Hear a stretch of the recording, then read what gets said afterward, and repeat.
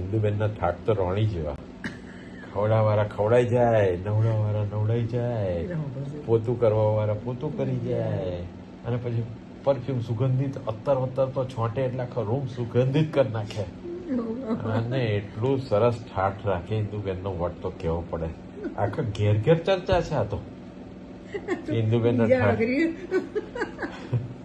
ઇન્દુબેનના ઠાઠ તો કેવા પડે. અને ગાઉનો તો નવા નવા જ પહેરે. એમને સેજે ફાટેલું ગાઉન ગમે નહીં. ચકચકાટ વસ્તુ રાખે.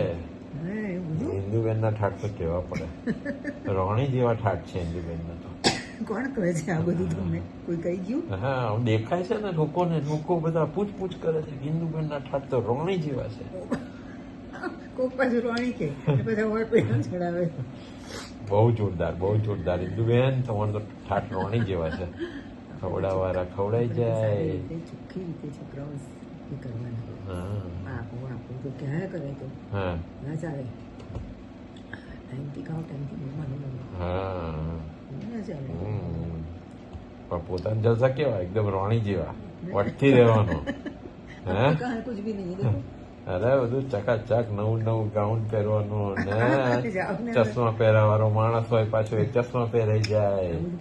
હા, તમે તો બહુ ઠાઠથી રહેલા છો. હા, ઇન્દુબેનના ઠાઠના જો કેવું પડે બાપા. ઘેર ઘેર ચર્ચા છે ઇન્દુબેનના ઠાઠ તો રોણી જેવા.